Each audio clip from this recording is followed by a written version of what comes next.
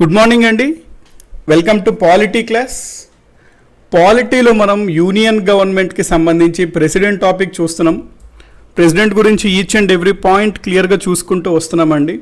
Last క్లాస్లో మనం ordinances వీటు అవన్నీ కవర్ చేసాము. సో ఈరోజు ప్రెసిడెంట్కి సంబంధించి కొన్ని పాయింట్స్ నేర్చుకుందాం. అవి మనకి తెలియాలి ఎగ్జామినేషన్ పాయింట్ ఆఫ్ వ్యూలో కూడా. అది మనకి తెలియాలి అంటే కొంచెం పార్లమెంట్కి సంబంధించిన బేసిక్స్ కూడా కొంచెం తెలియాలండి, అప్పుడే మనకు అది అర్థమవుతాయి. ఫర్ ఎగ్జాంపుల్ మనం పాయింట్ ఏమని ఉంటుంది అంటే రాష్ట్రపతి పార్లమెంట్ సమావేశాలకు ఆహ్వానిస్తాడు అనే పాయింట్ ఉంటుంది. అది తెలియాలంటే అసలు రాష్ట్రపతి అసలు పార్లమెంట్ యొక్క సమావేశాలు ఏంటో తెలియాలన్నమాట. అప్పుడు ఆ పాయింట్ క్లియర్గా అర్థమవుతుంది.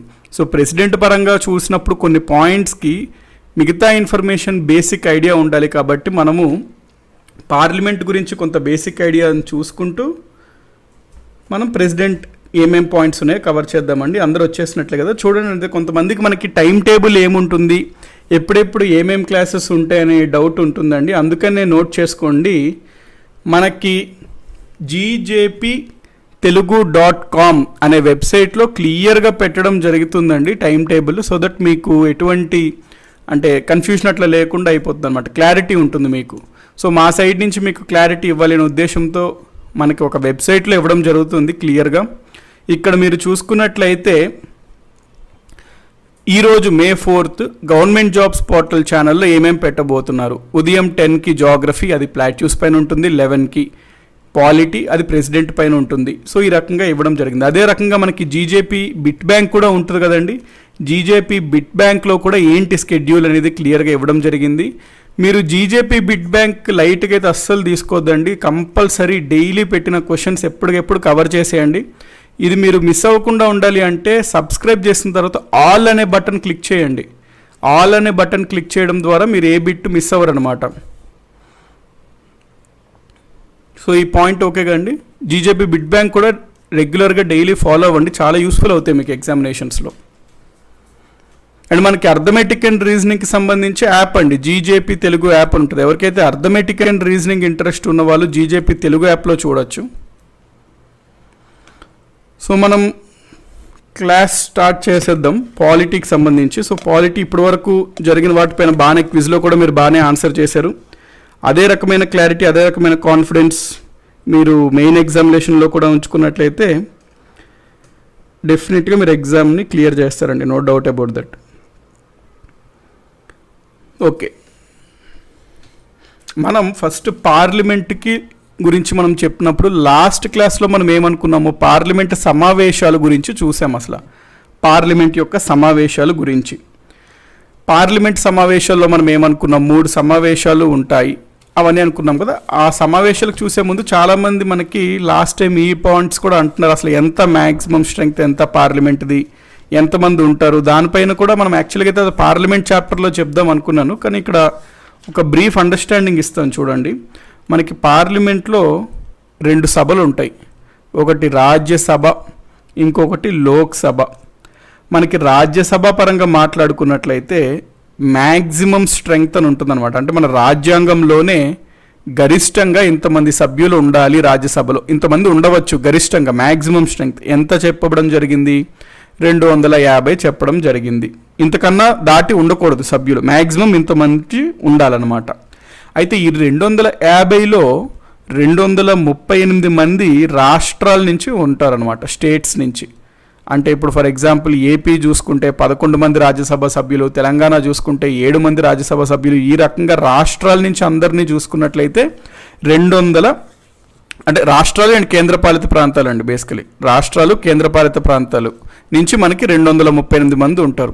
ఇంకొక 12 మందిని మనకి ప్రెసిడెంట్ అనే అతను నామినేట్ చేస్తాడు, ప్రెసిడెంట్ నియమిస్తాడండి ఈ 12 మందిని. ఇందులో కూడా మీరు ఇంకా డివైడ్ చేయాలంటే 238లో 229 అనేది ఓన్లీ రాష్ట్రాల నుంచి అనమాట. ఓన్లీ రాష్ట్రాల నుంచి 229 మెంబర్స్ ఉంటారు. ఓకే కదండి. ఇంకొక 4 మనకి, అంటే యాక్చువల్గా ఇది మ్యాక్సిమం స్ట్రెంగ్త్ అనమాట. కాకపోతే మనకి ఈ పాయింట్ ఫస్ట్ నోట్ చేసుకోండి, ఇది మ్యాక్సిమం స్ట్రెంగ్త్ రాజ్యసభది 250. 250లో 238 మంది రాష్ట్రాలు మరియు కేంద్రపాలిత ప్రాంతాల నుంచి ఉండాలి, 12 మందిని రాష్ట్రపతి నియమిస్తాడు. ఇది నార్మల్గా సిచ్యువేషన్. కాకపోతే మనకి ప్రెజెంట్ సిచ్యువేషన్ గురించి మాట్లాడుకుందాం. ప్రెజెంట్ సిచ్యువేషన్ ఏంటి అంటే ప్రస్తుతం మనం ఎంతమంది ఉన్నారు సభ్యులు, రాజ్యసభ సభ్యులు ప్రెజెంట్ అంటే 245 మంది ఉన్నారండి. మ్యాక్సిమం ఇంతమంది ఉండొచ్చు, కానీ ప్రస్తుతం 245 మంది ఉన్నారు. అంటే చాలామంది కన్ఫ్యూజన్ అవుతుంది. లాస్ట్ క్లాస్లోనూ క్విజ్లో ఎప్పుడో చాలామంది అడిగారు ఈ ప్రశ్న, 250 ఉంటారు కదా మన రాజ్యసభలో, ఇదేంటి అదేంటి అని. సో ఇదే అండి పాయింట్. ఇది మ్యాక్సిమం అలౌడ్. ప్రెజెంట్ మనకి 245 మంది ఉన్నారు. ఈ 245లో 229 మంది రాష్ట్రాలని రిప్రజెంట్ చేస్తున్నారు, స్టేట్స్ని. 4 కేంద్రపాలిత ప్రాంతాలని రిప్రజెంట్ చేస్తున్నారు. అనగా రాష్ట్రాలు మరియు కేంద్రపాలిత ప్రాంతాలకు సంబంధించిన వారు మొత్తం 233 మంది ఉన్నారు. అంటే 5 డిఫరెన్స్ వస్తుందండి. దీన్ని -5 చేసుకోండి, దీన్ని -5 చేసుకోండి. 233 మెంబర్స్ మనకి రాష్ట్రాలు మరియు కేంద్రపాలిత ప్రాంతాల నుంచి ఉన్నారు. 12 మందిని రాష్ట్రపతి నియమిస్తున్నాడు. కాబట్టి ప్రెజెంట్ 245 మెంబర్స్ ఉన్నారు. ఇది మనకి రాజ్యసభకి సంబంధించిన పాయింట్. ఓకే, నెక్స్ట్ లోక్సభ గురించి మాట్లాడుకున్నట్లయితే మన రాజ్యాంగం పరంగా లోక్సభలో మ్యాక్సిమం ఎంతమంది ఉండొచ్చు అంటే 552 మంది ఉండొచ్చు అని చెప్పడం జరిగింది. లోక్సభలో 552. ఈ 552లో 530 మంది రాష్ట్రాల నుంచి ఉండాలి, స్టేట్స్ నుంచి ఉండాలి. ఇంకొక 20 మంది కేంద్రపాలిత ప్రాంతాల నుంచి ఉండాలి, యూనియన్ టెరిటరీస్ నుంచి ఉండాలి. ఇంకొక 2 రాష్ట్రపతి నియమిస్తాడు. అయితే ఈ 2 ఎవరు అంటే ఆంగ్లో ఇండియన్ కమ్యూనిటీకి చెందిన వారై ఉండాలి. ఆంగ్లో ఇండియన్ కమ్యూనిటీకి చెందిన వారై ఉండాలి. ఆంగ్లో ఇండియన్ కమ్యూనిటీ అంటే ఎవరు సార్ అంటే వీళ్ళ యొక్క పేరెంట్స్లో బ్రిటిష్ అనేవారు ఉండాలన్నమాట. అంటే జనరల్గా అప్పుడు హిస్టరీలో మనం ఏమని చదువుతాము అంటే ఈస్ట్ ఇండియా కంపెనీ వచ్చి భారతదేశానికి పరిపాలించినప్పుడు ఈస్ట్ ఇండియా ఒక పాలసీ పెట్టుకుందనమాట. పథకం ఏంటి అంటే ఈస్ట్ ఇండియా కంపెనీలో ఉన్నటువంటి ఎంప్లాయీస్ ఎవరైతే ఉంటారో బ్రిటిషర్స్, వారిని లోకల్ ఉమెన్, భారతీయ స్త్రీలను వివాహం చేసుకోవడానికి ప్రోత్సహించిందనమాట ఈస్ట్ ఇండియా కంపెనీ. తద్వారా వాళ్ళు ఇక్కడే స్థిర నివాసం ఏర్పాటు చేసుకోవడం వలన బ్రిటిష్కి సమ్మతంగా ఉండే ఒక వర్గం తయారవుతుంది అనే ఉద్దేశంతో బ్రిటిష్ వాళ్ళు వారి యొక్క ఉద్యోగులని లోకల్గా ఉన్న భారతీయ స్త్రీల్ని వివాహం చేసుకోమని బాగా ప్రోత్సహించేవారు. దాంతో చాలామంది లోకల్గా ఉన్న భారతీయ స్త్రీలు వివాహం చేసుకునేవారు. సో ఈ రకంగా పుట్టినటువంటి పిల్లలు ఉంటారే వారినే ఆంగ్లో ఇండియన్స్ అంటారు. మరి అప్పట్లో చాలామంది ఆంగ్లో ఇండియన్స్ ఉండేవారు భారతదేశానికి స్వాతంత్రం వచ్చినప్పుడు. మరి వారికి కూడా ప్రాతినిధ్యం కల్పించాలి అనే ఉద్దేశంతో ఈ రూల్ పెట్టడం జరిగింది 2 ఆంగ్లో ఇండియన్ కమ్యూనిటీని. అయితే 2019లో మనకి 126వ రాజ్యాంగ సవరణ బిల్లును పార్లమెంట్లో ప్రవేశపెట్టారు. అది చట్టం అంటే పాస్ అయింది బిల్లు, దాంతో చట్టమైంది. 104 కాన్స్టిట్యూషనల్ అమెండ్మెంట్ యాక్ట్గా అయ్యింది. దీనితో మనకి ఇక మీద నుంచి ఆంగ్లో ఇండియన్ కమ్యూనిటీకి చెందిన వారు ఎవ్వరు ఉండరు అని తేల్చి చెప్పేశారు. సో నెక్స్ట్ టైం నుంచి మనకి ఎవ్వరు ఉండరండి ఆంగ్లో ఇండియన్ కమ్యూనిటీస్. అయితే మనకి 2019లో ఎన్నికలు జరిగినాయి కదా సార్, ఇప్పుడు కొత్త సభ ఉంది కదా 2019 నుంచి 24 వరకు లోక్సభ. దీంట్లో 2 ఆంగ్లో ఇండియన్స్ని రాష్ట్రపతి నామినేట్ చేయడం జరిగిందా అంటే యాక్చువల్గా ఇక్కడ రూల్ అయితే అప్పుడులో నామినేట్ చేయాలనే ఉండేదండి, అప్పుడు చేయవచ్చు అని ఉండేది. ఎందుకంటే ఇది పాస్ అయింది జనవరి 2020లో పాస్ అయింది. ఇది ఎలక్షన్స్ మనకి ఏప్రిల్ మేలో జరిగాయి 2019లో. కానీ అప్పుడు ఆ రూల్ చేయాలంటే చేయొచ్చు, ఆంగ్లో ఇండియన్ని నామినేట్ చేయొచ్చు అని ఉంది. కానీ అప్పుడు రాష్ట్రపతి ఎవరిని ఆంగ్లో ఇండియన్ని నామినేట్ చేయలేదు. సో 2019 లోక్సభలో ఆంగ్లో ఇండియన్స్కి 2 అనేది లేదండి, ఇక మీద కూడా ఉండదు. ఎందుకంటే రాజ్యాంగంలోనే సవరణ చేసేశారు కాబట్టి. సో ఈ పాయింట్ క్లియర్గా అర్థమైంది అనుకుంటున్నాండి పాయింట్ మీకు. షేక్ షారుఖ్ గారు రాజ్యసభలోనే ఎందుకు తక్కువ మెంబర్స్ ఉన్నారు అంటే మనకి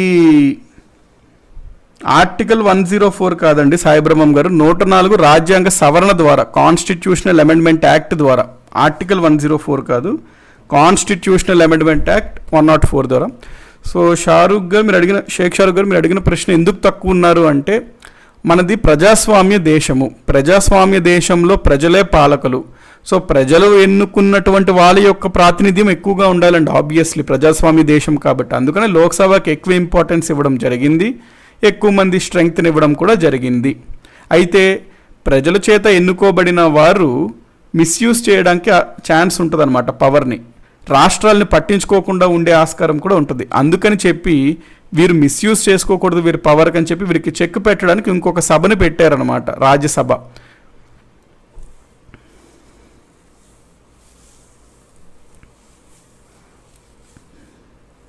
సో ఈ పాయింట్ ఓకే కదండి. నెక్స్ట్ అదే ఆంగ్లో ఇండియన్స్, ఆ పాయింట్ గుర్తుపెట్టుకోండి. ఫ్రాంక్ యాంథోనీ అని ఒక వ్యక్తి ఉంటాడండి, అంటే జనరల్గా చెప్తున్నా, మనకి ఫ్రాంక్ యాంథోనీ అనే ఆంగ్లో ఇండియన్ ఉంటాడు. ఈయన 1952 to 1991 ఈ కాలంలో 8 సార్లు ఆంగ్లో ఇండియన్ నామినేషన్కి 8 సార్లు నామినేట్ అయ్యాడండి. రాష్ట్రపతి ఈయనని 8 సార్లు నామినేట్ చేశాడనమాట ఫ్రాంక్ యాంథోనీ. కాబట్టి 8 times ఈయన 52 to 91 మధ్యలో 8 times నామినేట్ అయ్యాడు ఆంగ్లో ఇండియన్గా. సో అది తీసేశారు. ఈ పాయింట్ ఒకటి నోట్ చేసుకోండి, అంటే ఇది పార్లమెంట్కి సంబంధించిన బేసిక్ పాయింట్స్ మనకు తెలియాలి. నెక్స్ట్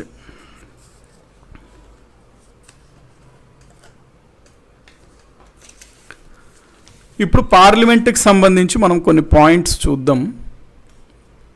పార్లమెంట్ సమావేశాలు అని మనం చూసాం, సెషన్స్ అంటాం. అది క్లారిటీ వచ్చింది కదండి, లాస్ట్ క్లాస్లో మనం చూసాం. పార్లమెంట్కి సంబంధించి అసలు సెషన్స్ అంటే ఏంటి, సమావేశాలు అంటే ఏంటో చూసాం. ఏమని చూసాం అక్కడ?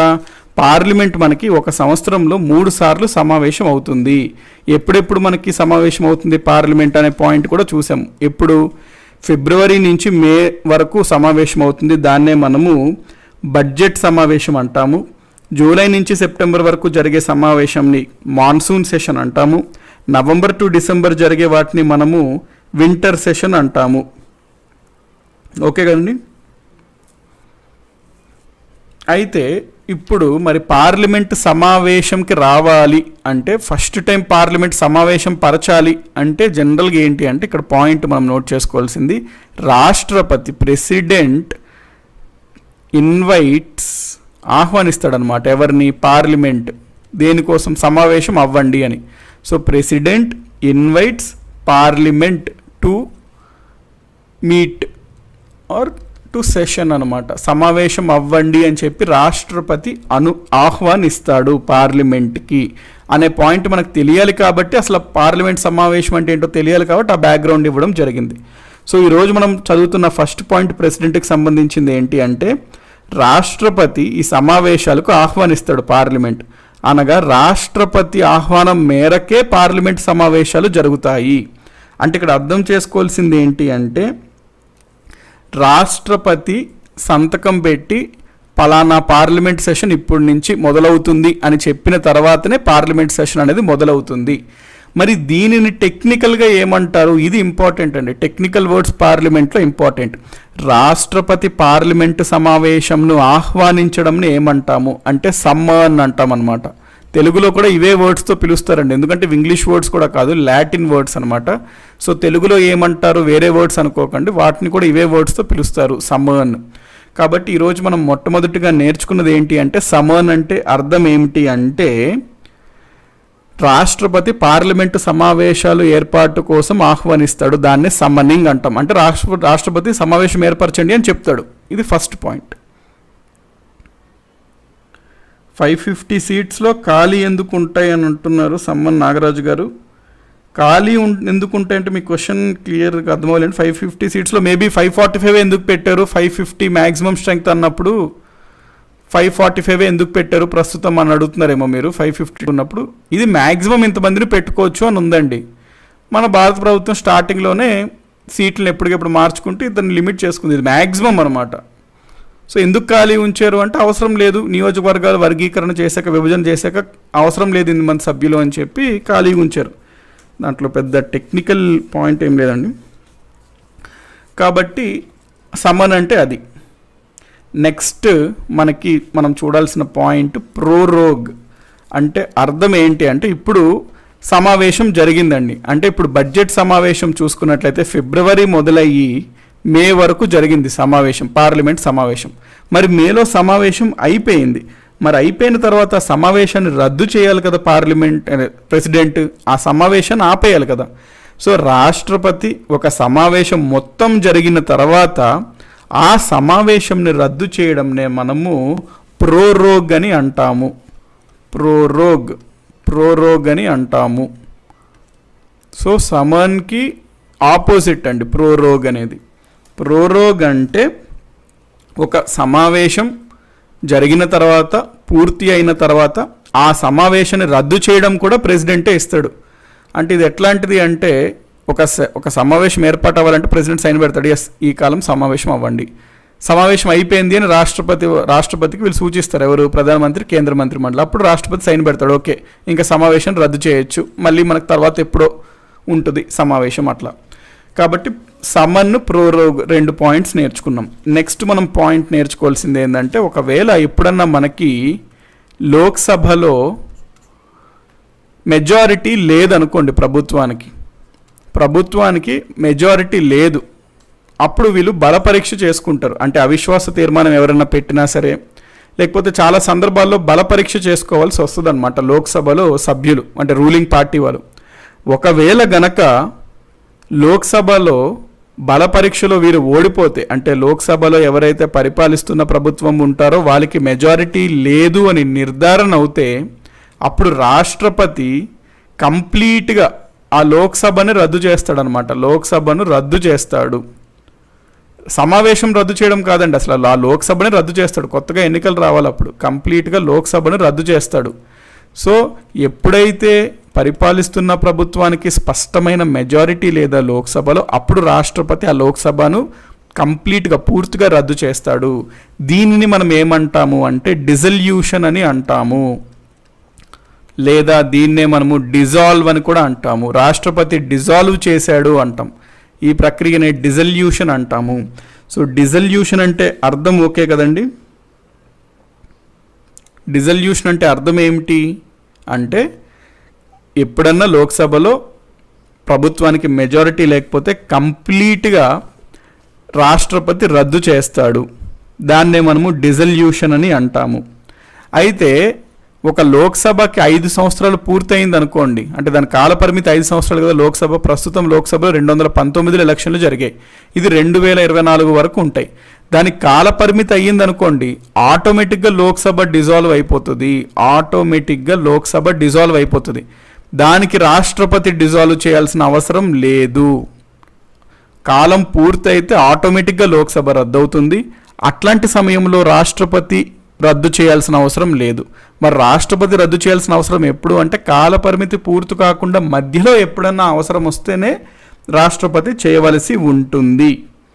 ఈ పాయింట్ నోట్ చేసుకోండి. ఓకే అండి? అంటే అడగచ్చు ఎగ్జామినేషన్స్లో, ఒక లోక్సభ యొక్క కాలపరిమితి పూర్తి కాగానే రాష్ట్రపతి ఆ సభను రద్దు చేస్తాడు అని ఉన్నాడు అనుకోండి, అట్లాగేమి ఉండదు, ఆటోమేటిక్గా అది రద్దు అయిపోతుంది. రాష్ట్రపతి చేయాల్సిన అవసరం ఉండదు. నెక్స్ట్ పాయింట్ ఇక్కడ మీరు, అంటే ఇక్కడ ఇవన్నీ ప్రెసిడెంట్ పరంగా మనం చూస్తున్నామండి. అందుకే మీరు పార్లమెంట్ వైపు వెళ్ళకండి, అది మనం పార్లమెంట్ సపరేట్గా డీల్ చేస్తాం. కాకపోతే ఇక్కడ అర్థం చేసుకోవాల్సిన పాయింట్, ఇవన్నీ ప్రెసిడెంట్కి సంబంధించిన పాయింట్స్ అనమాట. అందుకని అక్కడ డిజల్యూషన్ అంటే ఏంటో తెలియాలి కాబట్టి మనకి పార్లమెంట్ గురించి బేసిక్గా చూస్తున్నాం. సో ఇక్కడ ప్రెసిడెంట్ పైన ఫోకస్ చేయండి. మెయిన్ టాపిక్ ప్రెసిడెంట్ అనమాట మనకి. నెక్స్ట్, కొన్ని సందర్భాల్లో ఏమవుతుందంటే అండి, బిల్లు ఒక సభలో పాస్ అవుతుంది, ఇంకో సభలో పాస్ అవ్వదు. ఒక సభలో పాస్ అయ్యి ఇంకో సభలో పాస్ అవ్వకపోతే అప్పుడు రాష్ట్రపతి దగ్గర ఒక ఆప్షన్ ఉంటుంది అనమాట. ఏదన్నా ఒక చట్టము ఒక సభలో పాస్ అయ్యి ఇంకో సభలో పాస్ అవ్వకుండా అట్లాగా మధ్యలో ఇరుక్కుపోయింది అనుకోండి ఆ బిల్లు, అప్పుడు రాష్ట్రపతికి ఉన్న ఆప్షన్ ఏంటి అంటే జాయింట్ సిట్టింగ్, ఉమ్మడి సమావేశం అంటాము. సో జాయింట్ సిట్టింగ్ గురించి చూద్దాం. ఇవన్నీ మళ్ళీ మనం పార్లమెంట్కి సంబంధించి వచ్చినప్పుడు క్లియర్గా చూస్తామండి. కాకపోతే ప్రెసిడెంట్ టాపిక్ చూస్తున్నాం కాబట్టి మనం ఈ పాయింట్ నేర్చుకోవాలి. ఏంటి? రాష్ట్రపతి ఆర్టికల్ 108 ప్రకారం ఉమ్మడి సమావేశాన్ని ఏర్పాటు చేస్తాడు. నేను యాజ్ ఇట్ ఈస్ డైరెక్ట్గా ఈ పాయింట్ చెప్పేసి నెక్స్ట్కి వెళ్ళిపోయాను అనుకోండి, అంటే అక్కడ అది క్లారిటీ రాదు. ఎందుకంటే అసలు జాయింట్ సిట్టింగ్ అంటే ఏంటో తెలియాలి. అందుకని చెప్పి మనం కొంత బేస్ చూస్తున్నాం. క్లియర్గా దీని గురించి మళ్ళీ చూస్తాము. ఏ 3 సందర్భాల్లో అయింది ఇప్పటికి జాయింట్ సిట్టింగ్, ఏ సందర్భాలు, అవన్నీ మళ్ళీ మనం పార్లమెంట్లో చూస్తాం. ఇక్కడ మనం ప్రధానంగా ఫోకస్ చేయాల్సిన పాయింట్ ఆర్టికల్ 108. ఎప్పుడన్నా సరే ఒక సభలో ఒక బిల్లు పాస్ అయ్యి ఇంకో సభలో పాస్ అవ్వకలేదు అనుకోండి, కానీ ఆ ప్రభుత్వం ఆ బిల్లు పాస్ అవుతే మంచిది అని భావిస్తే రాష్ట్రపతికి సూచిస్తే రాష్ట్రపతి 108వ నిబంధన ప్రకారం, అధికరణ ప్రకారం ఒక ఉమ్మడి సమావేశాన్ని ఏర్పాటు చేయవచ్చు. ఆ జాయింట్ సిట్టింగ్లో ఏమవుతుంది, ఇద్దరు సభ్యులు, లోక్సభ రాజ్యసభ సభ్యులు ఇద్దరూ ఉంటారనమాట ఆ జాయింట్ సిట్టింగ్లో. దీనికి అధ్యక్షత లోక్సభ స్పీకర్ వహిస్తాడు. అందులో ఓటింగ్ జరుగుతుంది అప్పుడు ఆ బిల్లుకి. ఇందులో నెగ్గింది అనుకోండి, అంటే ఇందులో మెజారిటీ అంటే మనకి 245 ప్లస్ మనకి ఇదంతా 250 కదండి, 545 ఇక్కడ ఉంటున్నారు కదా. సో ఈ రకంగా మనకి బిల్లు పాస్ అవ్వడానికి ఎక్కువ ఛాన్స్ ఉంటుంది, ఎందుకంటే లోక్సభ సభ్యుల స్ట్రెంగ్త్ ఎక్కువ ఉన్నారు కాబట్టి మెజారిటీ ఇందులో రావాలంటే ఈజీ అనమాట. సో ఎప్పుడన్నా ఒక బిల్లు జాయింట్ సిట్టింగ్లో ఈజీగా పాస్ అయిపోద్ది, ఎప్పుడన్నా రాజ్యసభలో రద్దయినా ఈజీగా పాస్ అవుతుంది. కాబట్టి మనకి జాయింట్ సిట్టింగ్ గురించి ప్రస్తావించే ఆర్టికల్ 108, జాయింట్ సిట్టింగ్ని ఎవరు సమావేశపరుస్తారు అని అడుగుతాడు ఎగ్జామ్స్లో. ప్రెసిడెంట్ సమావేశపరుస్తాడు. జాయింట్ సిట్టింగ్ అధ్యక్షత ఎవరు వహిస్తారు? లోక్సభ స్పీకర్ వహిస్తారు. జాయింట్ సిట్టింగ్లో పాటించిన రూల్స్, ఏ రూల్స్ని పాటిస్తారు అంటే లోక్సభ రూల్స్ పాటిస్తారు అనమాట. సో ఈ పాయింట్స్ గుర్తుపెట్టుకోండి జాయింట్ సిట్టింగ్కి. మళ్ళీ మనం పార్లమెంట్లో చూస్తాం ఏ ఏ సందర్భాల్లో జాయింట్ సిట్టింగ్ పెట్టడం జరిగింది, ఏ సంవత్సరాల్లో, అవన్నీ క్లియర్గా చూస్తాము. నెక్స్ట్ ఇది జాయింట్ సిట్టింగ్కి సంబంధించి. సో మనకి సమ్మర్ను, ప్రోరోగు, డిజల్యూషన్, జాయింట్ సిట్టింగ్, ఈ పాయింట్స్ అర్థమైనాయి కదండి. నెక్స్ట్ అడ్జర్న్మెంట్ అనేది డిఫరెంట్ ఉంటుంది. అంటే మళ్ళీ అడ్జర్న్మెంట్కి దీనికి తేడా మీకు లైట్గా తెలిస్తే బెటర్. మళ్ళీ ప్రోరోగ్ అడ్జర్న్మెంట్కి డిఫరెన్స్ ఏంటి అనిపిస్తుంది. ఇప్పుడు ఒక సమావేశం రాష్ట్రపతి పిలిచాడండి, సమన్ చేశాడు. అది ఫర్ ఎగ్జాంపుల్ ఫిబ్రవరి నుంచి మే వరకు వెళ్తుంది. ఇక్కడ మేలో ఏమంటాడు ప్రెసిడెంట్ అంటే ఈ సమావేశం అయిపోయింది, నేను దీన్ని ప్రోరోగ్ చేస్తున్నాను అంటాడు.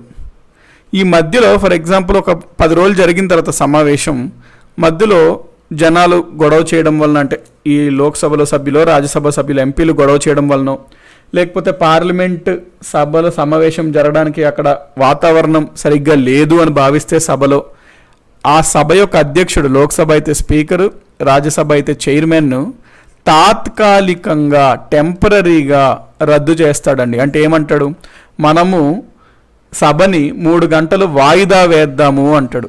వాయిదా అంటే అర్థం ఏంటి? టెంపరీ సస్పెన్షన్ అనమాట. సభని అంటే తిరిగి మళ్ళా కలుసుకుందాము పలానా కాలంలో, పలానా సమయం తర్వాత అంటాడు. సో ఎప్పుడన్నా ఒక సమావేశంలో మధ్యలో స్పీకర్ తాత్కాలికంగా సభని రద్దు చేస్తే దాన్ని మనము అడ్జర్న్మెంట్ అని అంటాము. సో మనకి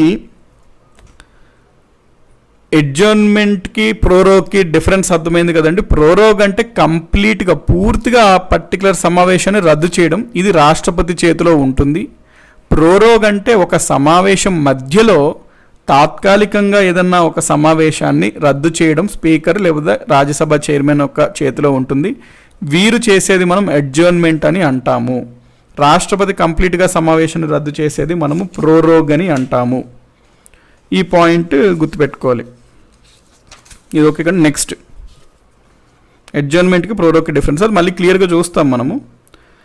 ఇప్పుడు ఇంకొక పాయింట్ ఏంటి అంటే ప్రెసిడెంట్స్ అడ్రస్ అని ఉంటుంది. ప్రెసిడెంట్స్ అడ్రస్ అంటే జనరల్గా 2 సార్లు ప్రెసిడెంట్ అడ్రస్ ఇస్తాడండి, 2 సందర్భాల్లో.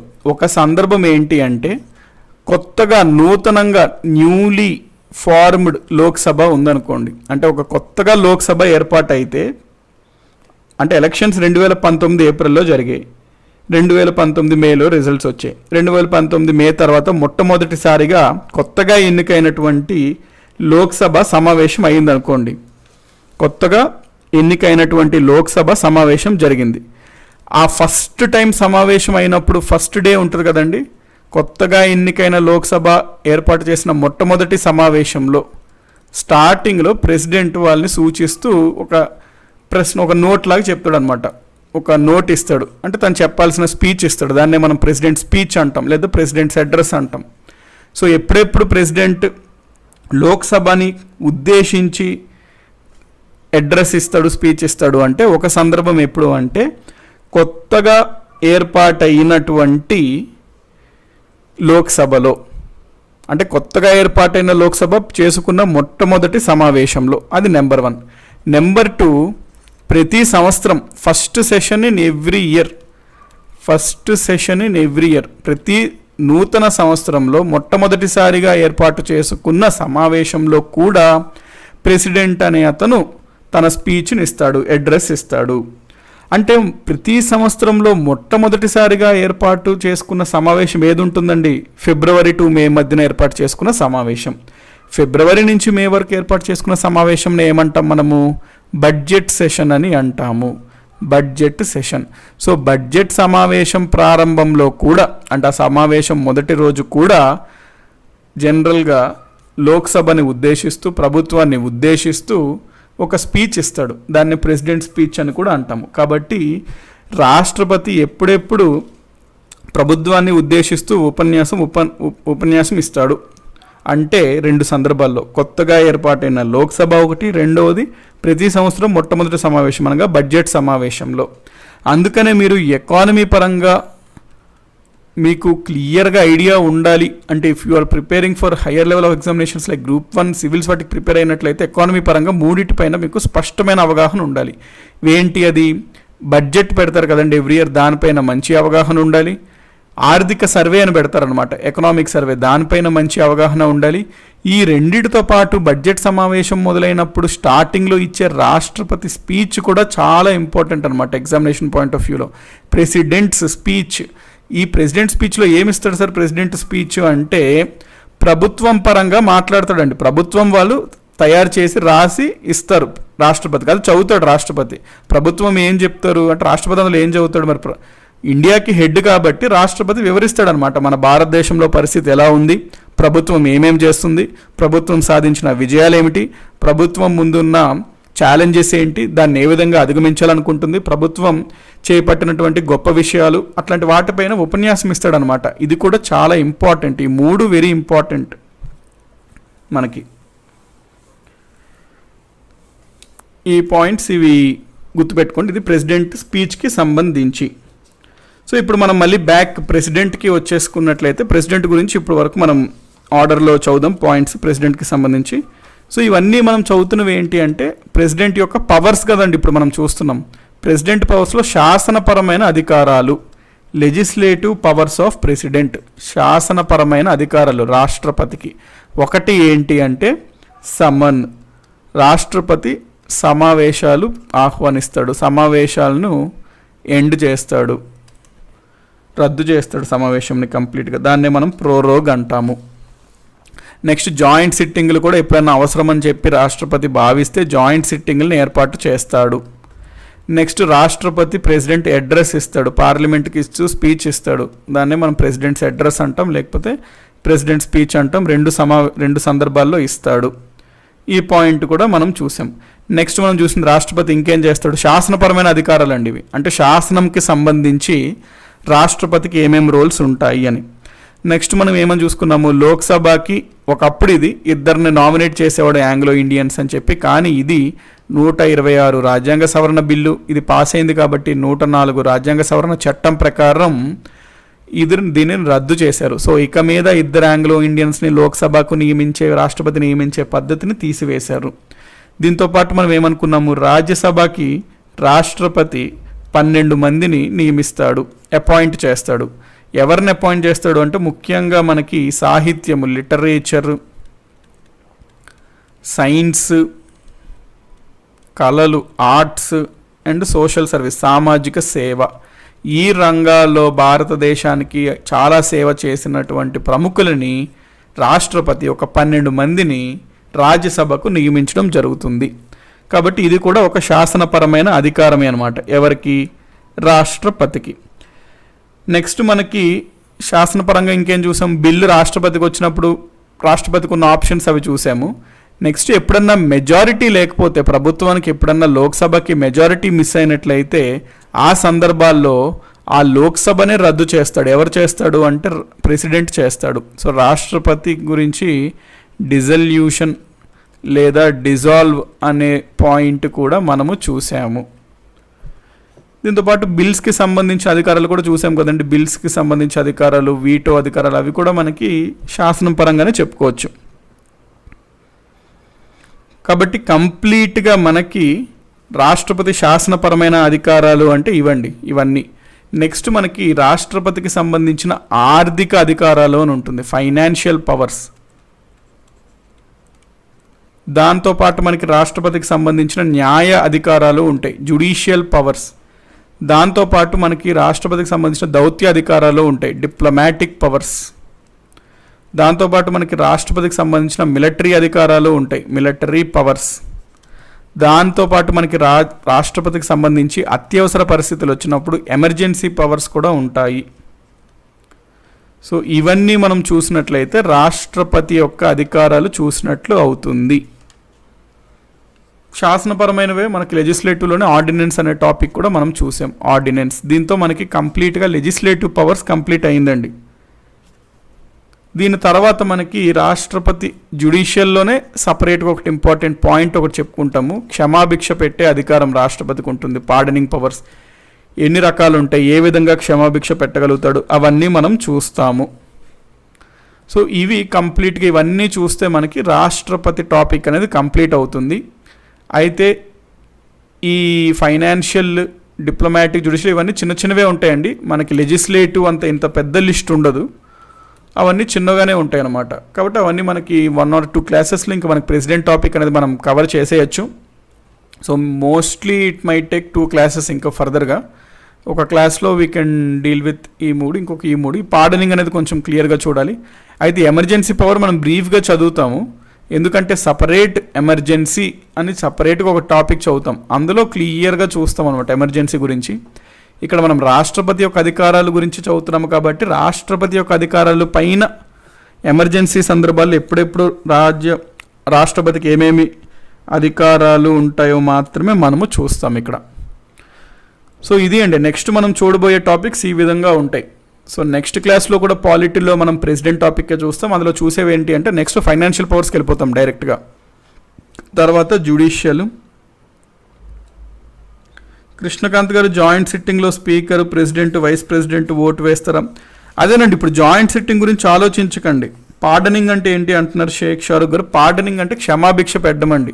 అంటే ఇప్పుడు ఎవరికన్నా ఉరిశిక్ష పడింది, ఆ ఉరిశిక్ష పడినప్పుడు రాష్ట్రపతికి క్షమాభిక్ష అనేది అర్జీ పెట్టుకోవచ్చు. వీళ్ళు నాకు ఇది పడింది, ఈ రకమైన శిక్ష, దయచేసి మీరు నా శిక్షను తగ్గించండి అని చెప్పి వీళ్ళు క్షమాభిక్ష కోరుకుంటే రాష్ట్రపతి అన్నీ పరిశీలించి రాష్ట్రపతికి కొన్ని క్షమాభిక్ష పెట్టే అధికారాలు ఉంటాయి. అవి ఏంటి అనేది మనం చూస్తామన్నమాట. సో జాయింట్ సిట్టింగ్లో ఎట్లా ఉంటుంది, ఏ బిల్స్కి జాయింట్ సిట్టింగ్ పెట్టచ్చు, ఇప్పటి వరకు ఎప్పుడెప్పుడు జాయింట్ సిట్టింగ్లు చేశారు, వాటిపైన ఫోకస్ చేయకండి, ఎందుకంటే అది మళ్ళీ సైడ్ ట్రాక్ అయిపోయినట్టు ఉంటుంది. మనం క్లియర్గా చూస్తాం జాయింట్ సిట్టింగ్ గురించి, but now it's not the appropriate time అనమాట జాయింట్ సిట్టింగ్ సంబంధించి. సో జాయింట్ సిట్టింగ్ ఇప్పుడు ఆలోచించొద్దండి మీరు. అంటే సమ్వన్ ఆస్క్డ్ జాయింట్ సిట్టింగ్లో వాళ్ళు ఓటేస్తారు, వీళ్ళు ఓటు, అంటే చాలామంది మనకి వింటున్నారు, ఒక ఆర్డర్లో వెళ్తున్నాం కాబట్టి కొంతమంది కన్ఫ్యూజ్ అయ్యే ఛాన్స్ ఉంటుంది అనమాట. మనం జాయింట్ సిట్టింగ్ సడన్గా పాయింట్ చెప్తే, అంటే ఏ బిల్స్కి మాత్రమే జాయింట్ సిట్టింగ్ వేస్తారు అనేది కన్ఫ్యూజ్ అయ్యే ఛాన్స్ ఉంటుంది. కాబట్టి now don't go in to joint sitting.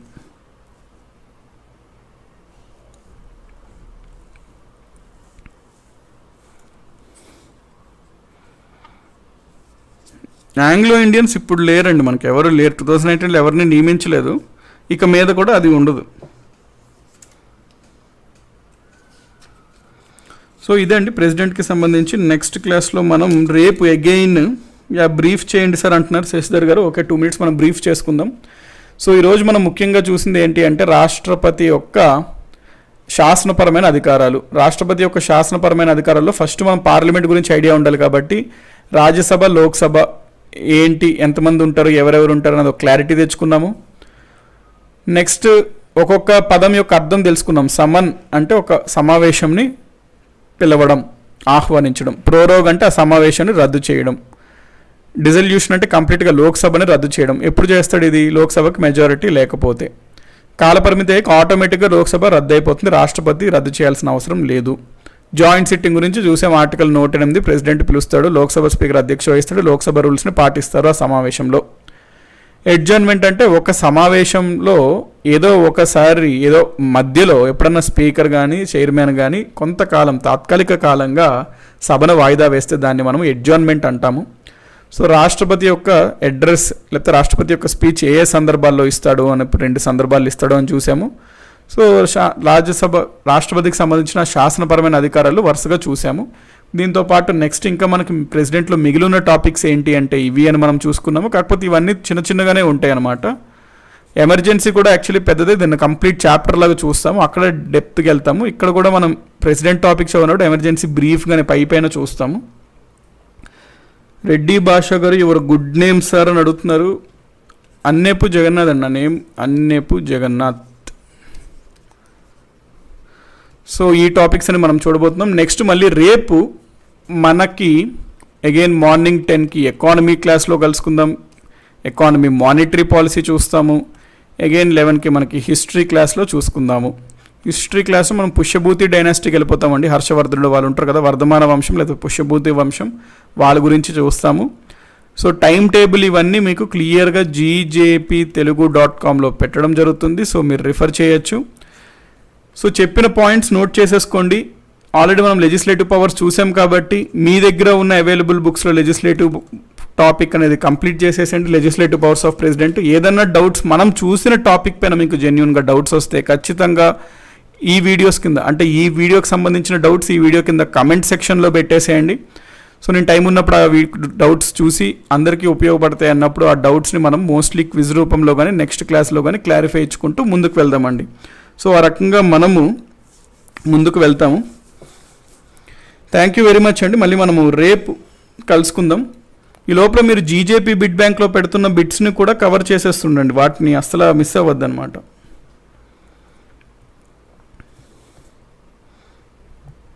ఎటువంటి సబ్జెక్ట్కి క్వైరీస్ ఉన్నా మీరు కింద కమెంట్ సెక్షన్లో పెట్టేయండి. మోస్ట్లీ మనం క్విజ్లో చూస్తున్నాం, మంచి క్వశ్చన్సే అడుగుతున్నారు కొన్ని అయితే.